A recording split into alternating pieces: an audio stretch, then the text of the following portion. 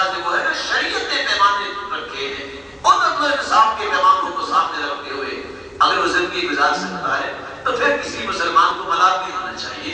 یہ بھی ایک عقیدہ ہے. اس نے ملال رکھنے والا بھی اپنے ایمان کو تھوڑا سا چیک کرے، اس نے ملال نہیں ہونا چاہیے. یہ حکم ربانی بھی ہے اور حکم نبی بھی ہے، اس میں شک کی گنجائش نہیں ہے، لیکن ہے اس کے لیے جو سنت کو زندہ کر کے اللہ انصاف کرنے والا ہے.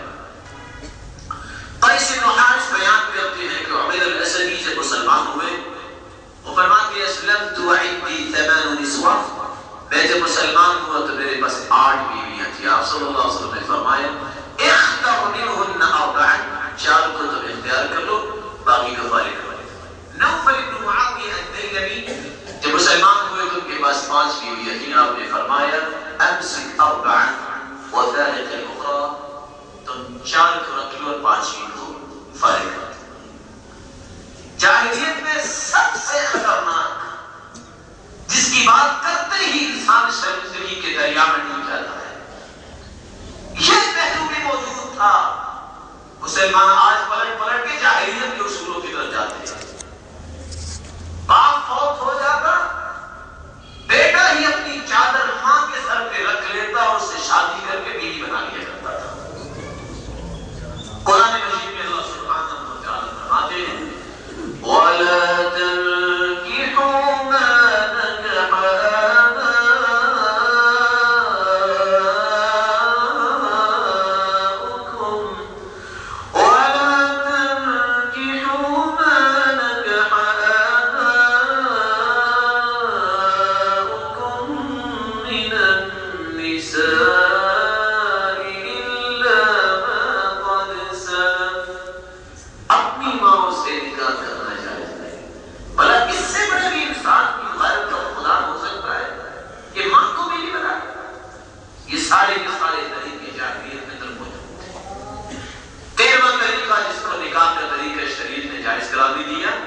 اللہ کی عبادت میں اللہ کی عبادت ہے. احرام باندھا ہے عمرے کا حج کا تو احرام کی حالت میں شادیاں کرنے کی باتیں نہ کرو. لا ينكحوا ان المحرم لا ينكح ولا ينكح، نہ اپنی شادی کرو نہ اپنی بیٹی کا نکاح کرو. آپ صلی اللہ علیہ وسلم نے انسانیت کی معراج طے یہ کی ہے کہ ہر وقت وہ اپنے شرف پہ باقی رہے. اور چوتھا طریقہ جس وقت بھی مسلمانوں میں رائج ہے، بدقسمتی سے میں کہنا چاہوں گا کوئی شخص اس بات کی پرواہ نہیں کرتا کہ میں اپنی بیٹی کا مستقبل دیکھوں کہ دیندار بھی شخص ہے، نہ دیکھتا ہے بیٹی کے ارمان کو، اپنی ذاتی خواہشات کی بھیڑ چڑھا دیتا ہے اپنی بیٹی کو. بیٹی تہجد گزار کی ہوتی ہے، ایسے بندے کے مت پہ اس کو لگا دیتا ہے اس کی کبھی زندگی میں نماز نہیں پڑھی. نشہ کیا ہوتا ہے کہ نوکری اچھی ہے، نشہ کیا ہوتا ہے کہ مال بڑا ہے. یہ شخص پوری زندگی خود بھی ذلیل ہوتا ہے اور خاندان والوں کو بھی ذلیل کرتا ہے. آپ صلی اللہ علیہ وسلم کے پاس خنسا بنت خدام رضی اللہ تعالیٰ عنہ آئی جب ان کے خامد فوت ہو گئے. باپ نے نکاح کر لیا بغیر پوچھے، جیسے آج پوچھنے کی ضرورت نہیں سمجھتے. افراط و تفریط ہے، کچھ پوچھنے کی گنجائش نہیں رکھتے اور کچھ کرتے کیا ہے کہ پوچھنے اور پوچھوانے کے لیے مولوی صاحب کو بھی ساتھ لے جاتے ہیں اور 4 اور بندے بھی ہوتے ہیں کہ چلو تم ذرا پوچھ لو ہماری بیٹی.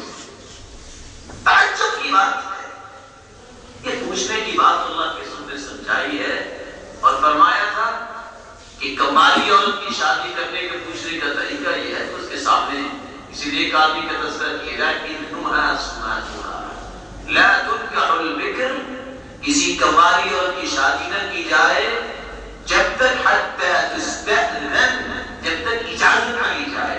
وَإِذْنُهَا سُمَاتُهَا، اس کے سامنے تو نے ایک اچھا پہلو پیش کیا ہے، خاموشی اس نے اختیار کی ہے تو یہ اس کی رضا ہے کہ ٹھیک ہے وہ چاہے. اور سیدہ جو مطلقہ ہے یا خامد دنیا سے جا چکا ہے وَلَا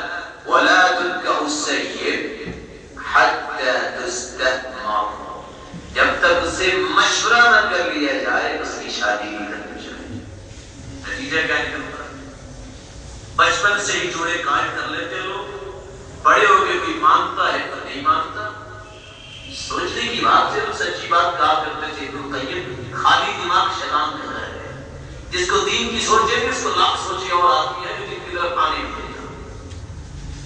یہ مرحلہ جب آئے گا اللہ تمہیں توفیق دے گا تو بہتر فیصلہ کرو گے۔ ایک غلط رویہ تم ایک ایسا جو ہے وہ کریٹ کر لیتے ہو جس کے نتیجے میں بہت ساری ہلاکتیں بھی ہو جاتی ہیں۔ کچھ پتہ نہیں بیٹی کیا چاہتی ہے، بیٹا کیا چاہتا ہے، یا اس کا منہج اور مشن ہم کیا چاہتے ہیں۔ والد اپنی مرضی کر رہے ہیں، اولاد اپنی مرضی کر رہی ہے، نتیجہ ایسی بےحالی ہے کہ اس کو کنٹرول کرنا انسان کے بس کی بات نہیں ہے۔ ان 14 نکاحوں کو اللہ کے رسول صلی اللہ علیہ وسلم نے مسلمانوں سے دور کیا۔ اور اگر آپ ایک ایک بات کو سامنے رکھیں، اس وقت 20 گھر اجڑے ہیں تو ان 14 نکاحوں میں پڑ کے ہوئے ہیں۔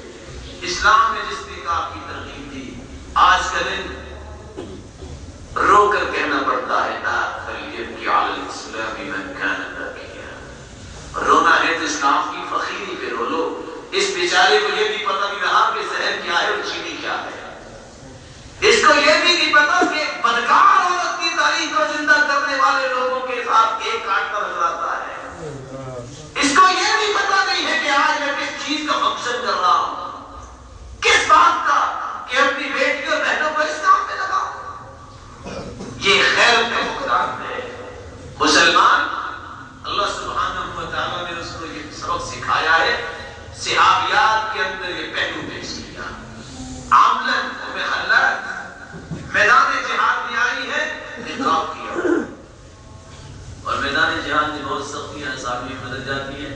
ویسے کپڑوں سے نیچے کوئی شلوار نہیں کر سکتا، چادر نہیں رکھ سکتا، لیکن میدان جہاد میں آپ چادر شلوار کپڑوں سے نیچے کر سکتے ہیں دشمن پہ روک ڈالنے کے لیے۔ جا کے پوچھتی ہے ام خلاد، میرا بیٹا کہاں ہے؟ پوچھنے والا پوچھتا ہے تسألین عن ابنک وانت منتقبہ، بیٹے کے بارے میں سوال کر رہی ہو میدان جہاد میں اور پھر تم نے نقاب کیا ہوا ہے۔ بس مومنہ نے کیا جواب دیا تھا، ان ارزع ابنی فلن ارزع حیائی، اگر میرا بیٹا قتل ہوا ہے، شہید ہوا ہے تو ٹھیک ہے، میری حیا تو قتل نہیں ہوتی۔ جواب یہ مسلمان کو ہونا چاہیے، میرا بیٹا ہی قتل ہوا ہے، میری حیا تو قتل نہیں ہوتی۔ مسلمانوں کے اندر جب غیرت ختم ہو جاتی ہے، حیا ختم ہو جاتی ہے، تو پھر ایسے کام آتے ہیں۔ اور مجھے وہ بات یاد آ رہی ہے، شعبہ رحمہ اللہ جن کو توبہ کرنے سے پہلے عجیب کیفیت تھی، خنجر اپنے پاس رکھتے، راستے میں کھڑے ہوتے، کچھ لوگ ستاروں جیسے کچھ لوگ گزرے، جیسے آج کے کچھ رستوں پہ کھڑے ہوتے مسلمان اپنی بیٹی کو گھورنے کے لیے کھڑے تھے، کہتے یہ کون جا رہے ہیں؟ ستاروں کی طرح چمکتے۔ لوگوں نے کہا یہ شاگرد ہے امام شعبہ کے۔ کہتے شعبہ کون ہے؟ قالوا محدث، محدث۔ قال من محدث؟ محدث کون ہوتا ہے؟ قال الذي يحدث الحديث، جو اللہ کے رسول کے پیغامات سنائے اس کو محدث کہتے ہیں۔ محدث میرے چل پڑے، یا محدث، حدث نہیں، او محدث مجھے بھی حدیث بیان کرو۔ سلف صالحین نے اس دین کی بڑی حفاظت کی ہے۔ کہا لست ممن تحدث، تو ایسی شخصیت ہو ہی نہیں جس کو اللہ کے رسول کا پیغام سنایا جائے۔ اپنی حالت دیکھو، خنجر نکال کے کہتا ہے لأقعدن برأسک او لتحدثننی، سر کھول دوں گا مگر حدیث بیان کرو۔ شعبہ رحمہ اللہ ایک لمحے کے لیے سوچتے اور کہتے ہیں حدثنی ربعی عن منصور عن فلان وعن فلان عن معاذ بن جبل رضی اللہ تعالی عنہ قال رسول اللہ صلی اللہ علیہ وسلم اذا لم تستحی فاصنع ما شئت، اللہ کے رسول نے فرمایا جب تیرے اندر حیا ختم ہو جائے تو پھر جو چاہو کر لو۔ اس وقت مسلمانوں کے اندر حیا ختم ہو گئی، اس کو صحیح اور غلط کی تمیز نہیں ہے، اس کو یہ پتہ ہی نہیں ہمارے ایمس کیا ہے، ہمارے ایتھکس کیا ہے۔ مسلمان کے اندر غیرت کتنی ہوتی ہے، یہ کون سے فنکشن جو ہے اس کے لیے جائز